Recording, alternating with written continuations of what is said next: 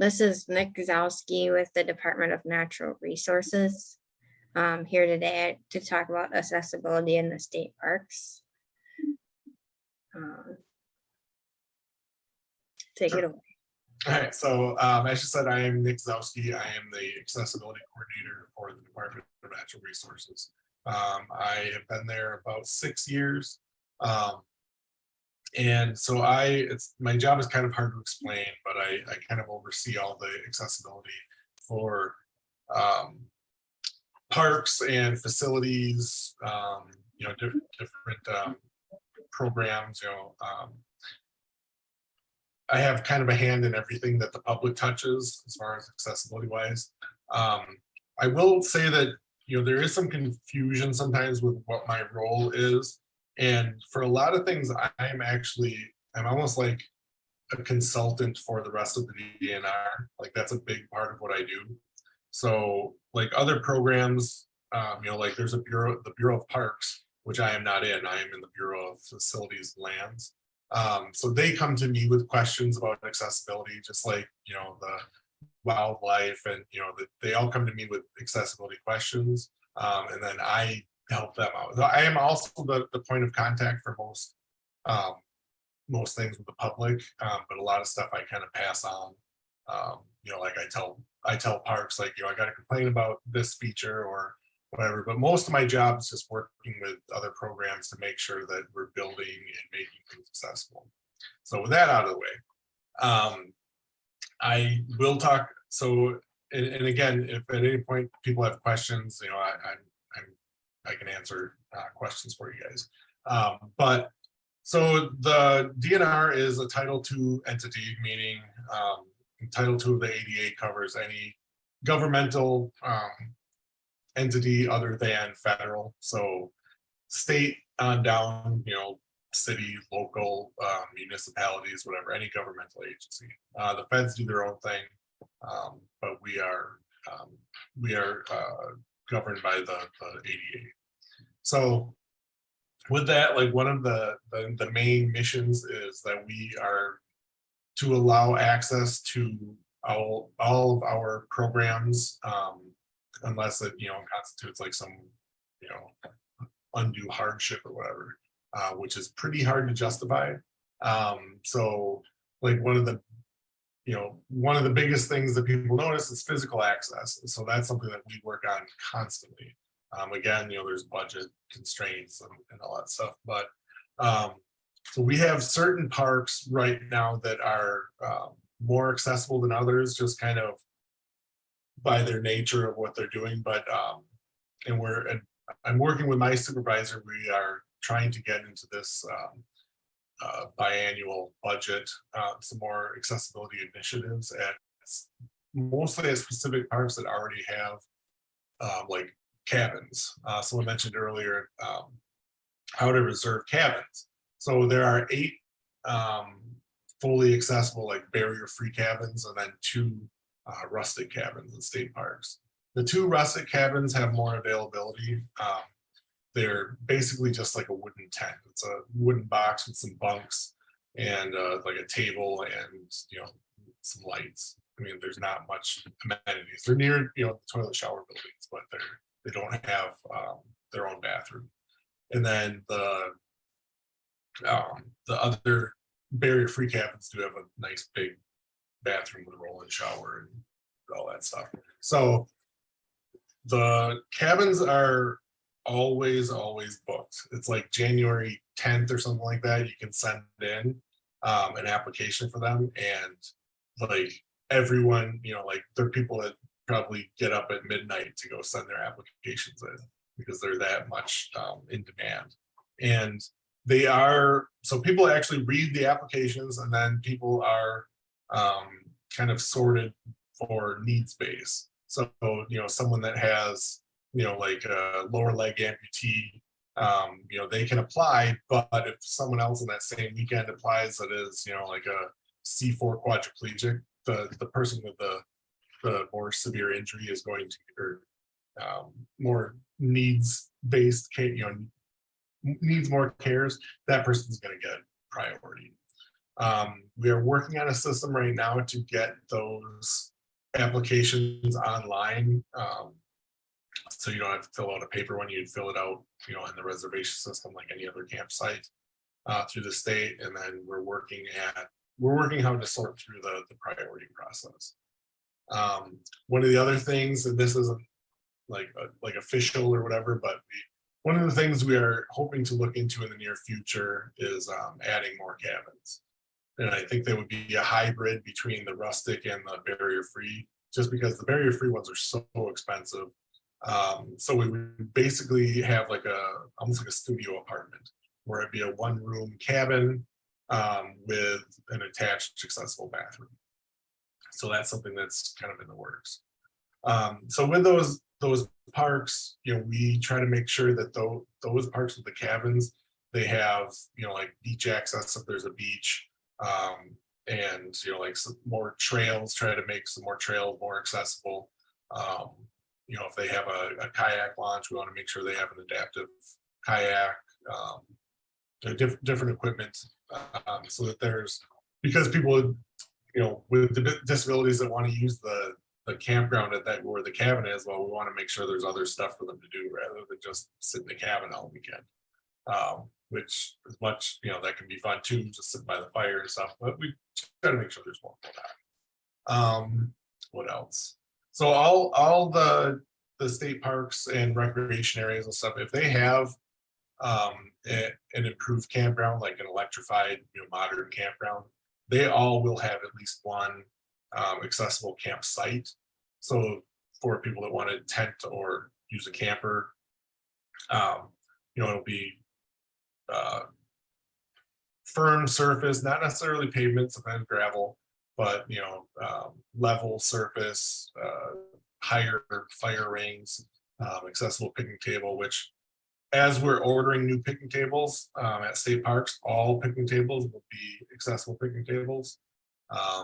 It's just, we're really trying to change over to a universal design model, so that basically all the equipment that we do order in the future, we want to make accessible, like the picnic tables or some of the other stuff.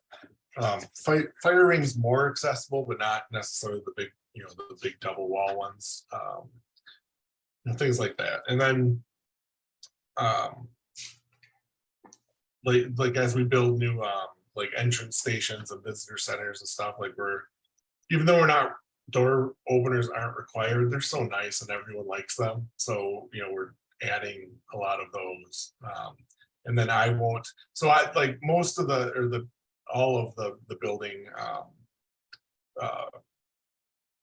blueprints before they get built should go through me, for final, look through for accessibility. And I would never approve anything that doesn't have a door opener on it to begin with, just because, during the initial construction phase, I mean, the cost is a drop in the bucket. Whereas after the fact, it's fairly expensive, and it's just kind of a pain.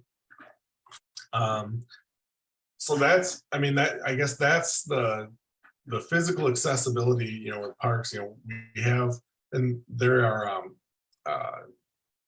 there's a nice map on the website for accessible features in parks. They do list trails, but trails are one of those really tricky things. So I have a pretty capable, power wheelchair.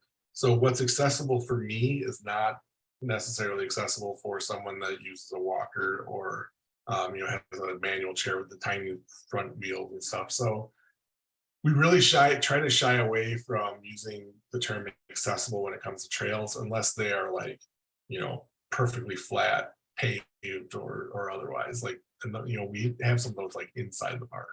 But the other ones, what we're working on is a system of just evaluating the trails and what they have to offer, and then let people decide what they deem is necessary for themselves. So if it's got some slope, it's a limestone trail, it's kind of steep in some areas, or whatever, just so people can determine for themselves what they can and can't do. And what's the other thing? We have hunting blinds. too, that we actually have more than I thought. Um, and it's kind of an internal thing that we're trying to get them mapped. Because we do have there is an interactive map that shows shore fishing sites and boat launches, shooting ranges. One other thing, I think like canoe kayak launches are on there too. And you can shut the different layers off, but um, it's a good map if you know how to use it. And that's unfortunately just the system that we have, at the DNR for right now for our online mapping.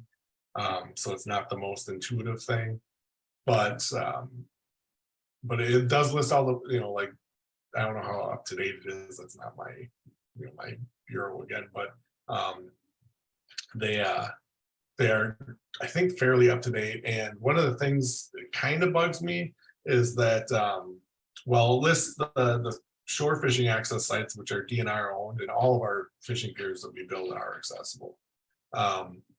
But the boat launches, they have all the boat launches on there. They're not just DNR ones.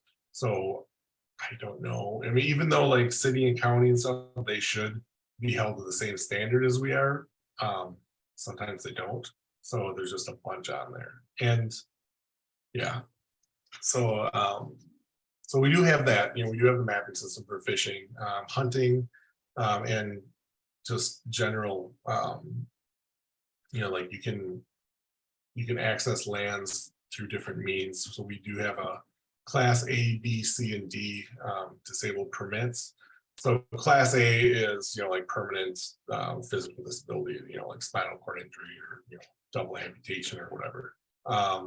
And then class B is for, it used to be just for like temporary, if someone had back surgery or something and, they were going to be up and about in the next year or two or whatever.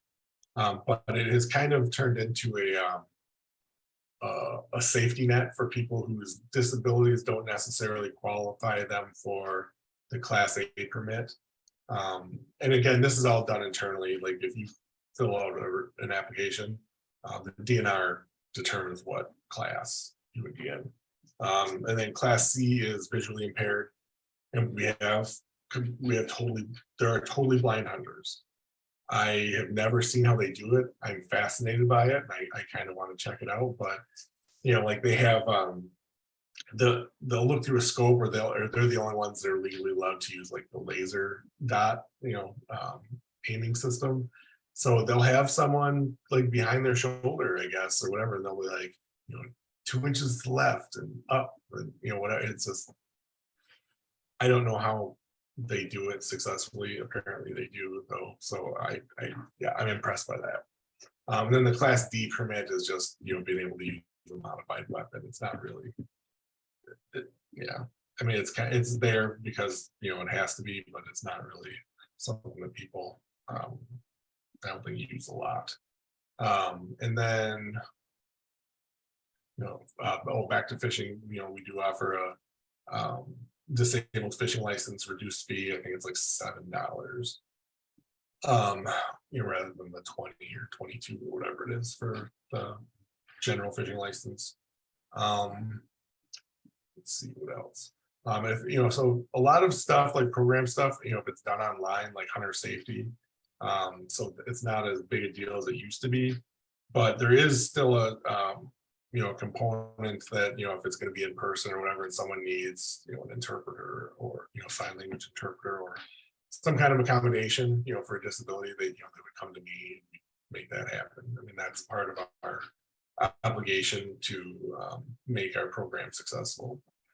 Another big program that people think, that utilize a lot is the PDMD program, or OPDMD, depending on who you ask. So other power-driven mobility device. So let's say someone with a mobility impairment wants to get back in the Northern Highland American Legion State Forest. And where they want to go hunting is 2 miles back on a gated, DNR rescue road or fire lane. Well, the general public can't access that other than, they can walk back there, but they can't like take a vehicle or something. So someone with a mobility disability can fill out an application for a power-driven mobility device and say they can use like an ATV or a golf cart or whatever, or their vehicle, and they are allowed to access that piece of land. They just contact the property manager, work with them. Like they'll tell you where you can and can't go, just for safety reasons or for whatever, if roads are washed out or something. And they'll actually give you a key to the lock, to the gate. It's like just lock it behind you, and yeah, you can go get back there. So it's actually one of the more useful programs, I think, that people utilize for accessing land. Let's see what else. So we do it, and we do also have some equipment at different state parks. There are adaptive kayaks, which are just, they have a, I don't know if you've ever seen them, but they have like a higher back seat with like lateral supports, and then the paddle has like hand modifications for low grip strength. And then the biggie is they have little outriggers, so it's harder to tip. They still tip, but not as easily. And we are putting in like universally accessible kayak launches. There are piers that have like a way to transfer down to the kayak, and they also have like a crossbar over the top to hold on to. What else? There are sit skis at a couple of properties, which are, from what I am told, they never get used and they are extremely difficult to use. So unless you're like, He-Man up top, they're probably not for you. That's what I've heard. And then beach chairs and beach mats, that's another improvement that we're actively working on right now, is to place more beach mats with a seating area like in the middle of the beach, because a lot of people go to the beach not to get in the water. They want to sit there on the beach with friends and cook out and whatever. So we'll include like a 10 by 10 seating area. What else? I'm just look at there. So there's an interactive, or kind of interactive map online that it's under the Bureau of Parks, that you can like check off accessible trail, accessible campsite, cabin, fishing pier, or wildlife blind, and it'll show you the state parks that have those things. Then there are also the kayak, whether you need an accessible one or not. You can check on that, and then they have like other rentals there. But like all the parks we're trying to add at least some accessible features to. And eventually we'd like to get everything accessible, but that's going to take time. What else? I was just going to say something. Can't remember. Oh, so there are fishing, and so we don't actually host any hunts or like fishing events. We just we can provide accommodation for that. So in the fall there is a disabled deer hunt. So the regular 9-day gun season is always like the weekends in the week enveloping Thanksgiving, which is usually like the beginning of the crappy weather, the snow and the cold and all that stuff. So we do offer an earlier date of it's like the second weekend or something like that in October, where we allow private landowners to host disabled hunters, and they're able to use rifles just to get out there before the weather gets really bad. So and that might be changing in the next couple of years, but what it is right now is that you have hosts that they put out. They can host like say 3 hunters or 5 hunters or something like that, and then the disabled hunter signs up with them, and that's a big program that's really popular. And then we also have like Fishing Has No Boundaries, and different organizations can hold fishing events, and they contact me, tell me how many participants they have, whatever, and then I can get an approval for like a weekend or something of free fishing for that group. So that no one needs to go and buy a fishing license. It's just they're all covered. So things like that are more like, we don't, like I said, we don't host any programs or any events, but we work with organizers to make them possible. So that, I mean, that's mostly what we do. So, because I get calls from people like, oh, I need someone to take me hunting, and I'm like, yeah, I get that, and we have links for some organizations on our website. Like Fishing Has No Boundaries, or Adaptive Sportsman, or organizations like that can actually help and take people out. So that's usually where I send people. The other question I get a lot more nowadays is people wanting to rent one of the those track chairs, the off-road track chairs, and we do not actually own any of them. We have been in trying to host some through. There's an organization called Accessibility Wisconsin, or AAW. They have, I think they said they have like 24 or something like that now of those track chairs, and they have different hosts around the state. They want to get one in every county eventually, where people can use them for free. They come with an enclosed trailer, so someone can pick it up from a host site and take it wherever they want and borrow it. It's like a $50 deposit that you can get back. So they're free to use.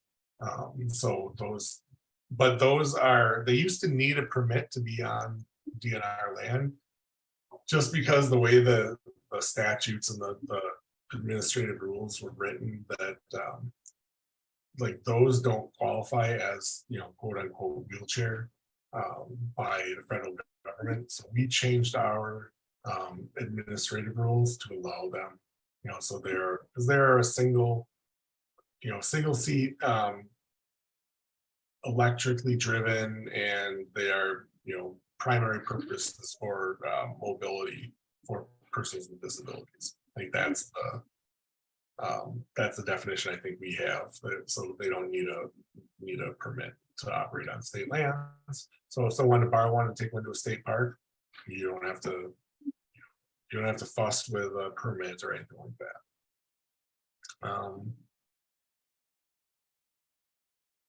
I mean, I think I covered most of what we have. I mean, we're always working on new things. Like a couple of years ago, the Eagle Tower at Peninsula State Park opened up. I don't know if any of you guys have seen that. So it's there's these observation towers that have been built.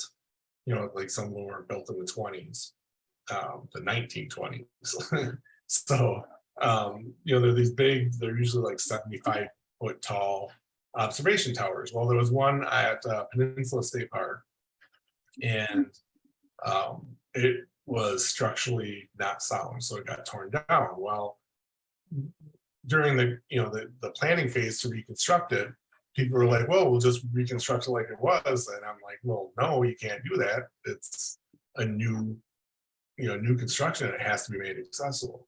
So back and forth it went, and it was a huge project. I mean, millions of dollars. But there's a ramp that goes all the way up to the top of the 65-foot observation tower that overlooks Lake Michigan, and it is impressive. I encourage everyone to go there and check it out, because it is, it doesn't, when you just say it, like 65 feet tall or 60 feet tall, I think it is.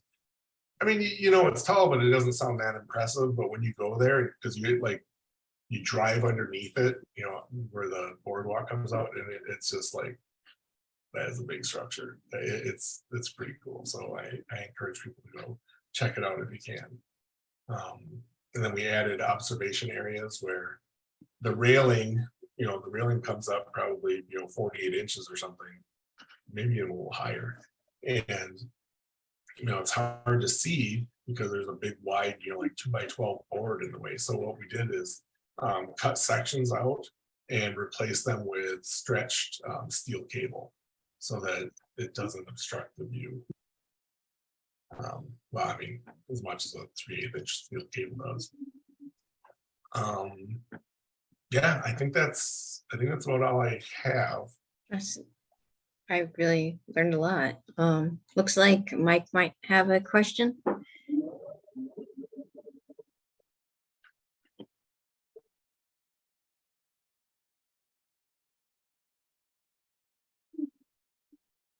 You're on mute, Mike.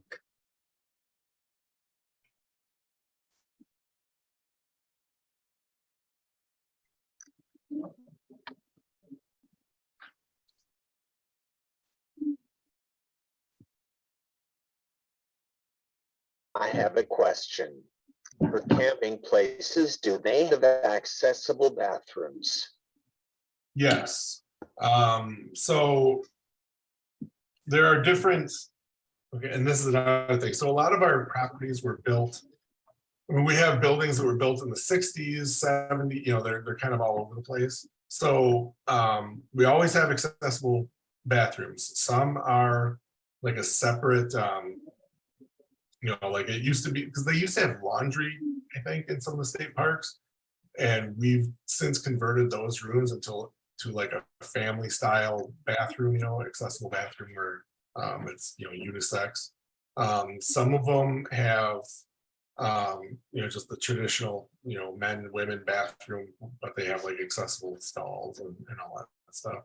And then like some of the shower buildings, all the newer ones, you know, the showers are a lot of them are externally, you know, they have external doors, so you know you don't go through the bathroom. They're just doors on the outside of the building into a shower room, and so we build an accessible.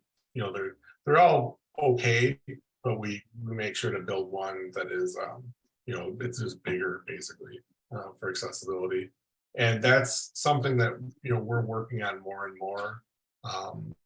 Like I don't think any of those buildings were really built before or after I got there. So like they're accessible, but you know, a lot of times what, you know, people will use the ADA as a guideline, and the ADA is really, you know, it's the bare minimum of what is legal.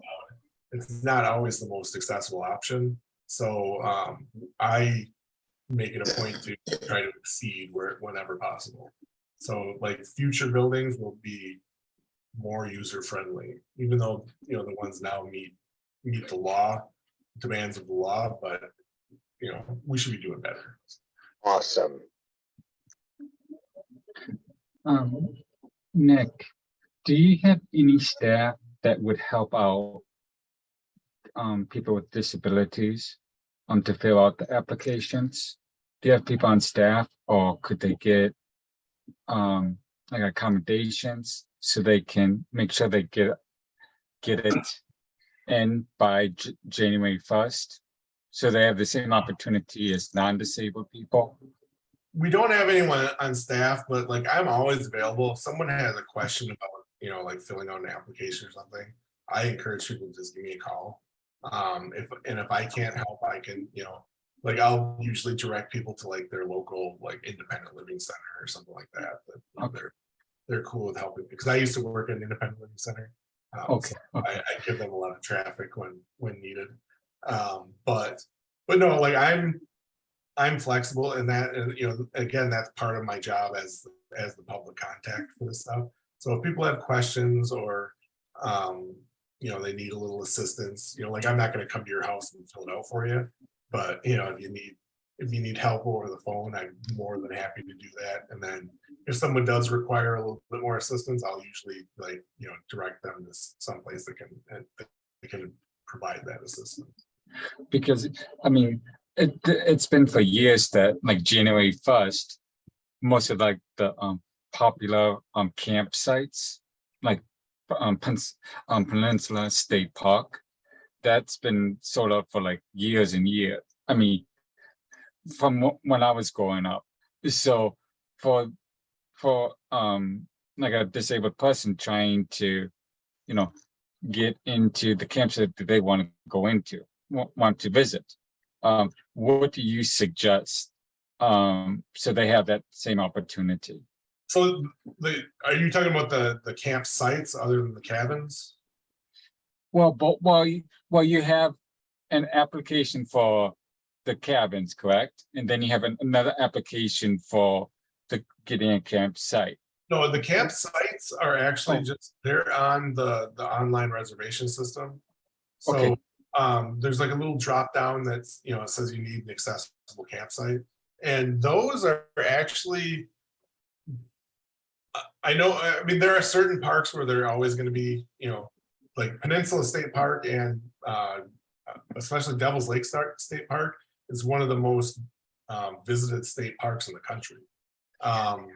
So it's, you know, those, there's nothing, I mean, you know, that's like, you know, trying to get into, you know, like Walmart at, you know, after Black Friday when they're selling $10 TV. Correct. Correct. It's just Correct. a mad rush. So there's nothing I can do about, you know, that, but as far as like the campsites, they are available for reservation, I think 11 months. You know, and so if you want to reserve one for like June or whatever, like it's open for reservation in July of this year. You know what I Okay. mean? So for Okay. the campsites, and you know, so they're always rotating. They're always like 11 months. The cabins are most likely going to go to that model, reservation model when it gets changed over to online reservations. So, because one of the problems we've had, and I've heard this from a couple of people, is so they have to wait until January 10th or whatever it is to put in an application for a cabin. So they don't know if they're going to get it. They don't know exactly what weekend, because you know you pick a couple of, you pick your preferred weekends and all that. So they have friends that want to go camping with them, and they can't reserve a campsite because they don't know when the person's going to, you know, to get it, and all the campsites are gone. So you know, because they're not on the same schedule. So that's something that we're working on right now to fix. Okay. Thank you so much. I really did love the presentation and everything, and I appreciate you coming today. Thank you. Yes, so there are. How many accessible cabins do we have in? So there are 10 in total. 2 of them are the rustic ones that don't have bathrooms. The other 8 are, and I actually have the listed here, they are at Mirror Lake, at Buckhorn State Park, Harrington Beach State Park, High Cliff State Park, Kohler Andre State Park, and Potawatomi. And then the Kettle Moraine State Forest, the southern unit has one, and the Richard Bong State Recreation Area has one. So there are 8 of the barrier-free cabins, and then 2 of the rustic. The rustic cabins are at Copper Falls and Blue Mountain State Parks. And we're hoping to add more sometime in the future, but that's, you know, no promises, because we're still, I mean, it's like in the very, very early stages of even, you know, getting approval. So Nick, are we talking about 10 years? We're talking about like 10 years, you're thinking, or For the- what is, go ahead. I honestly have no clue. Okay, okay. I I'm just no curious. No, I'm not trying to put you on this. I'm just trying to say, hey, you know, in like in 2 or 3 years, you might be able to go camping. I mean, because you Yeah. want to make sure that everybody has the opportunity. That's all. No, and that's exactly right. So what, you know, what we've been telling, you know, the everyone is that these cabins are so hard to get, and everyone wants, you know, an opportunity to go camping. And, you know, it's like, unless you're one of the lucky few, you know, it's really hard to do. So if we had more, obviously it would spread out that need.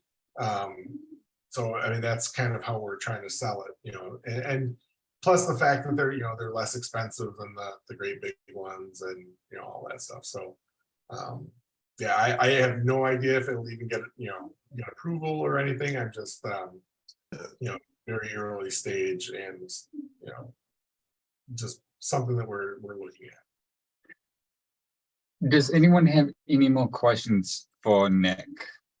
Yeah, How are you making sure that the cabins too?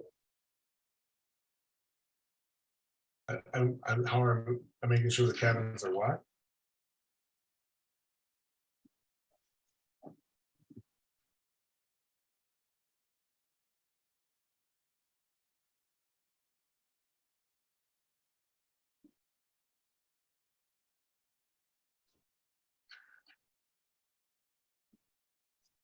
Mike, you might have to rephrase your question, buddy, okay? I think he's working on it with his eyes Okay. or something. Oh, I see this the first time. I'm in no hurry, so. Okay. Well, thank you. Do you have any, I know it depends on the campgrounds and that, you know, the state parks and everything. Is there any activities which people who are in wheelchairs and who have disabilities, are there like activities scheduled for them sometimes, or So, and this is something that, again, like we are, because of the bureaucracy of state government, like, so I'm not always in on some of these things, which I should be. But there are, so like some parks and recreation areas will schedule, you know, like special, like small events, you know, like they'll have a naturalist. Like I just, somewhere, I think like, I don't even remember, it might have been like Kohler Andre State Park. Like they had a naturalist that was leading a tour for people with visual impairments. You know, like a more interpretive, you know, tour, and, you know, explaining what, you know, what there is there and what all that. So there are events like that. And then there, so my goal is to not have special accessible, you know, accessible events per se, as much as just making all events accessible. correct? So like the parks, Bureau of Parks, like they have these, they have a program called Out We Go. And the we is WI instead of WE, pun, haha. And so they have like outings where they'll do nature hikes and, you know, like just different, you know, different things like that. So, you know, we're trying to incorporate into those events, you know, like having that Accessibility Wisconsin, you know, have them bring a chair to make it, you know, one of those track chairs to make available if someone needs it. Or if someone needs an accommodation, if they need an interpreter or something like that, like we would have an interpreter there if need be. Okay, good. So yeah, so we don't really have a lot of like accessible events, you know, per se, like you know, we're not having like, you know, a wheelchair hike or something like that. But we're trying to, but I mean, we would totally host it, but you know, like we are, you know, we're just trying to do to make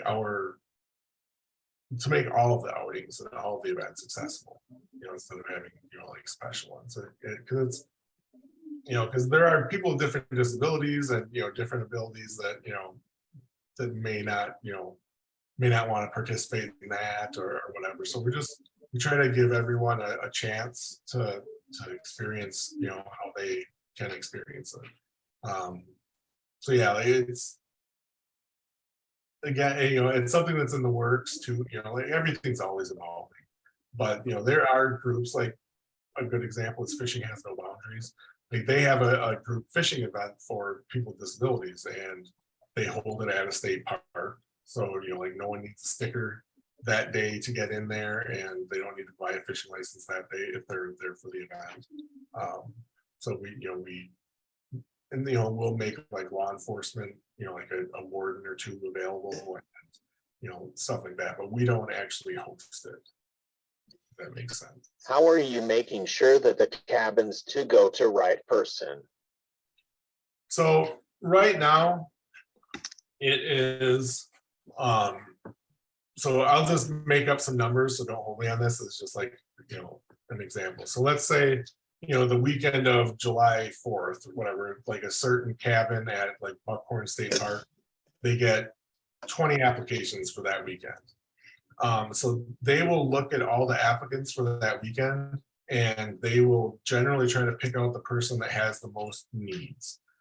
So it goes to customer service, and if need be, they'll ask me, you know, like, they're pretty vigilant about this. I mean, they're pretty good. So like if someone has, you know, like ALS, an event and all that stuff, like they would get priority over someone, you know, like a low paraplegic that just, you know, they can transfer and all that stuff. They just want to apply.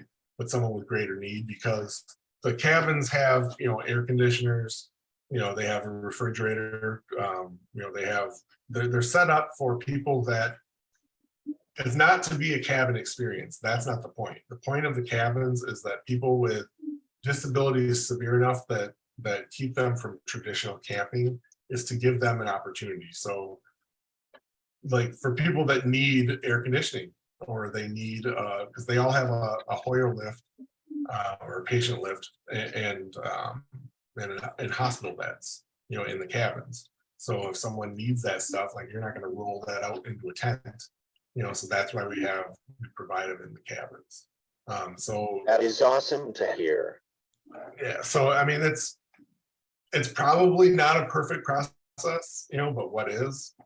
But you know, we do the best we can. And then, so the people that don't get approved for that weekend, like on the application, they will have like a second and a third, I think, you know, weekend or days that they prefer. So if there's an opening on those days, then the process starts for those days. Like, you know, if their secondary, you know, if their secondary pick is like, you know, the 5th of August, you know, like they'll look at what applications came in to the cabin on that day.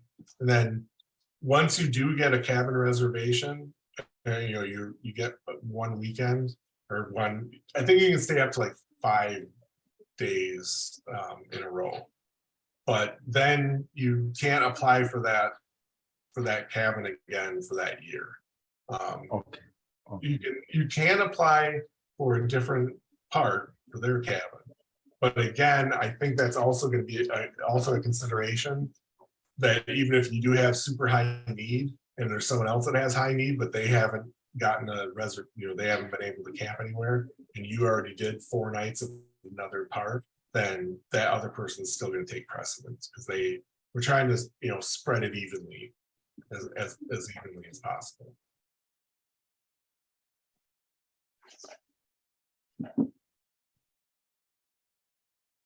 Cindy, do you have any questions? Oops.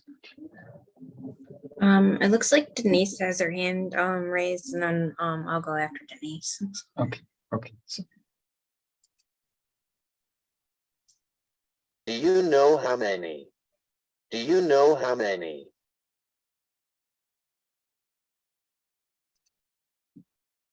Okay, I've always been told that with the cabins, you can only stay for 4 nights throughout the whole year, no matter what cabin you're in.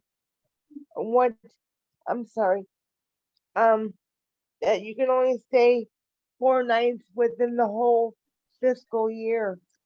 And to be honest with you, you would know better. They may have changed that. So I'm, like I said, I'm not that's run. Okay, Parks, the Bureau of Parks, they run the cabins, but they Okay. like ask me, you know, about accessibility stuff for the cabins. and Oh, can I say one other thing too? totally.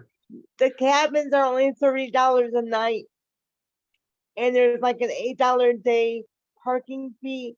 Like if you have a van, you park your van or whatever. Otherwise, you can go buy a yearly yearly park pass that would encompass the whole year. But it's an experience that is awesome. I could live there, okay? Hey, those cabins are more accessible than my apartment is. Yes, that's what I'm talking about. Yeah. So it's awesome. And for $30 a night, and it sleeps up to 5 people.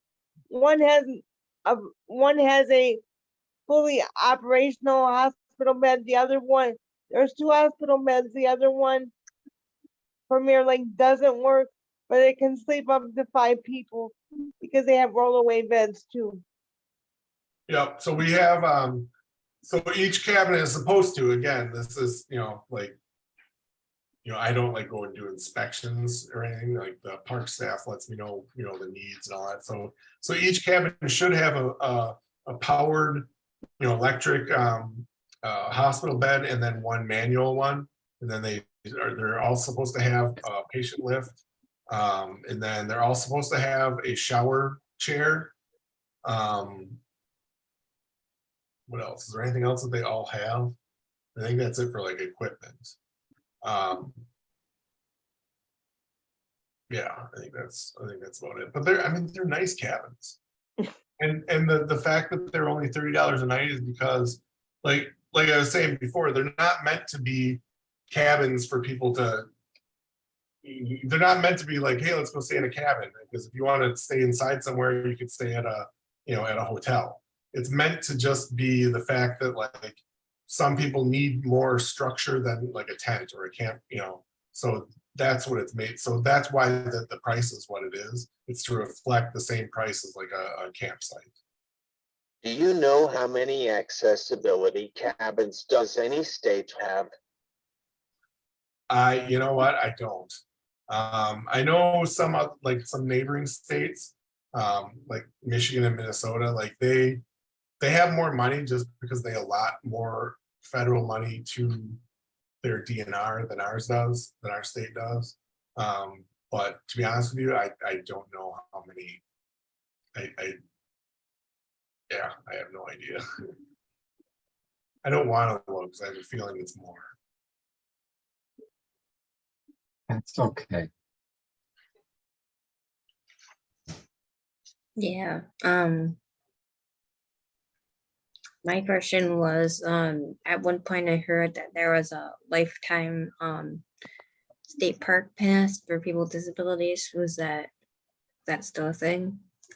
No, Or is that- no, not that I know. I think they have. Well, 'cause I know there isn't like a free or reduced state park pass for people with disabilities. And that is not the fault of the DNR. Like all of this stuff is handed down to us through the legislature.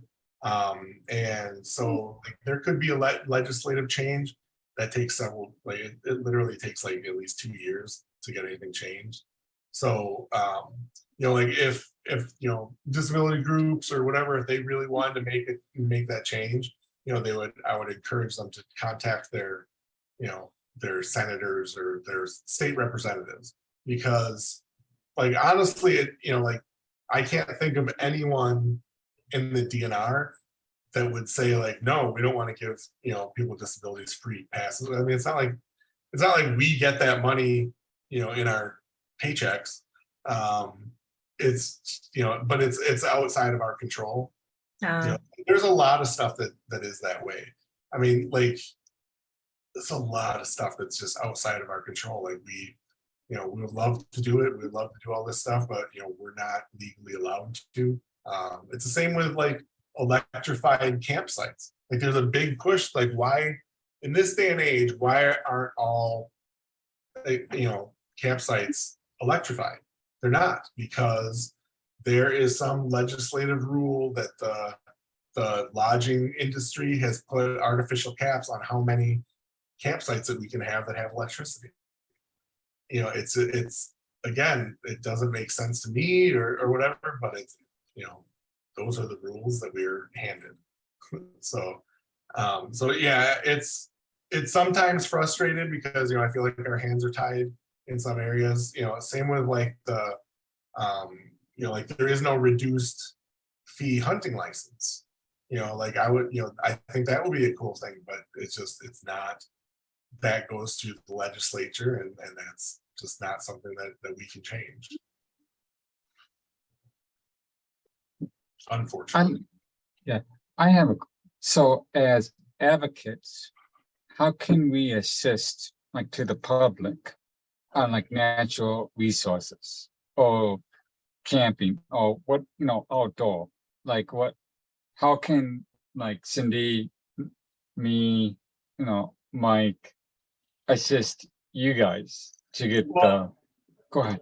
The biggest thing that helps is just be heard, like make, if you see something, say something, that whole, thing. Okay. So there's, like, I can't get to all the parks. I don't get personally offended if someone says like, hey, I was at, whatever state park and I noticed that, this bathroom isn't compliant or this, there's no access to this or whatever, like that doesn't offend me. And like, thank you for letting me know. So we want to change things.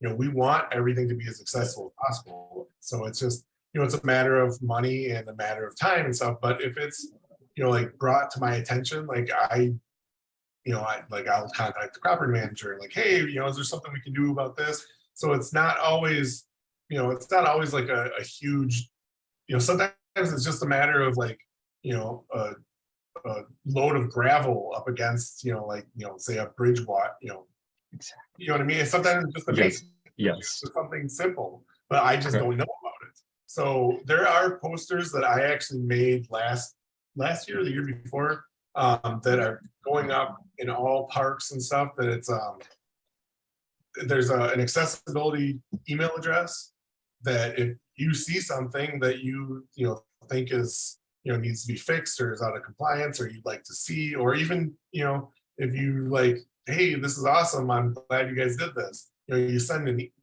email and it comes to me. Okay, good. So I mean, that to me, that's actually my biggest help. Okay. We have a disabled advisory council or disability advisory council. It's made up of nine members of the public that are they either have disabilities or they are they work for organizations disability related, and also outdoors people.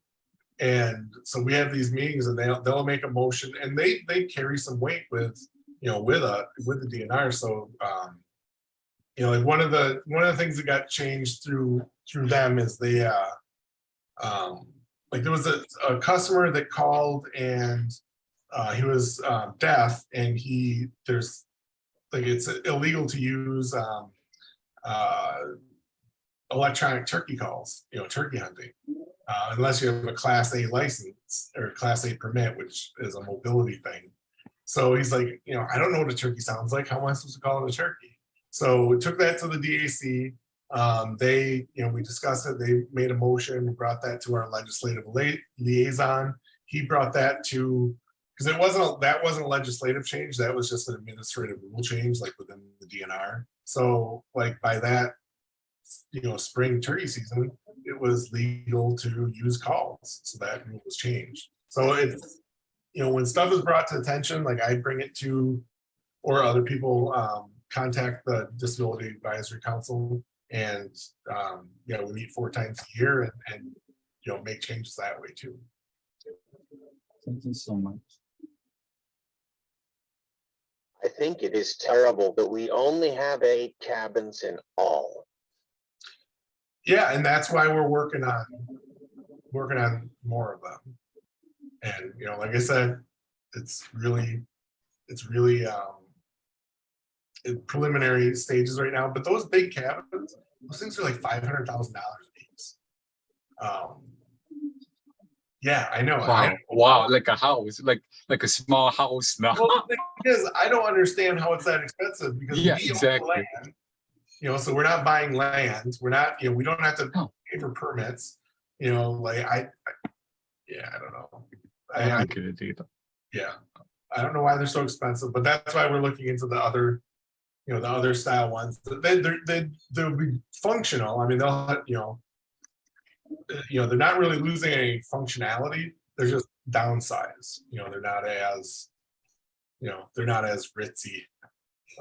It'll still have the same, accessible bathroom. Still have a lift, still have, bed and all that stuff. But it's just they're just not as big, and they'll probably only sleep like 4 people or something. Larry, do you have a question?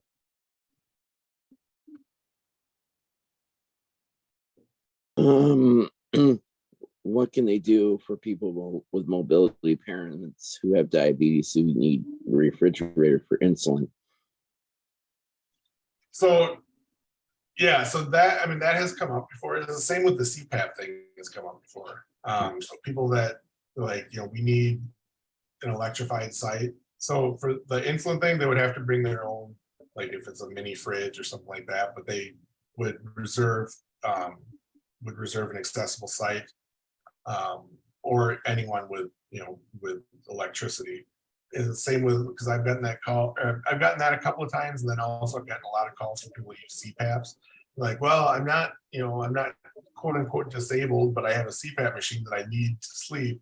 So does that qualify as, I'm like, yeah, I mean, if you have a device that you need to plug in, then that qualifies. So, Well, I also have a power chair as well that needs charging. yeah. So yeah, you would, just, get an accessible, reserve an accessible campsite. Or any with electricity, but yeah. Okay. Chaz, do you have any questions at all? You can just type in the chat.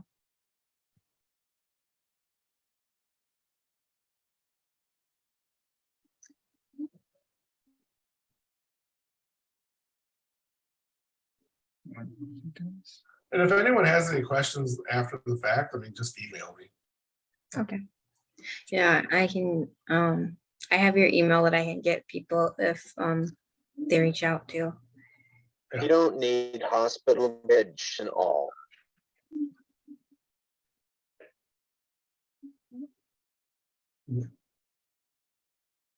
Are you saying, well, I guess rephrase the question. I mean, we do have 2 hospital beds in all the bigger cabins.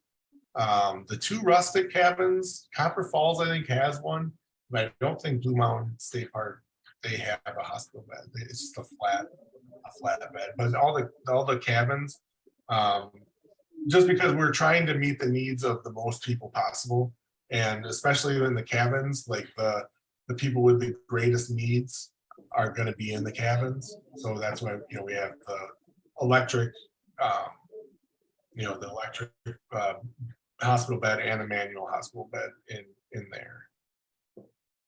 In those with the lift. You don't need hospital beds in all cabins. Well, no, not all people do, but we, again, like the cabins are meant for the people with the greatest physical need, and that's why we have them in there. So we're just like, we try to do more. It's better to have more and not need it than need it and not have enough. So that's why, like, all the cabins are, we try to make them as accessible as possible, with all the equipment that we can, feasibly have in there. Well, it's 12:03, everyone, and we should let speaker go today. Thank you for coming. Oh, Do you wanna- absolutely, my pleasure.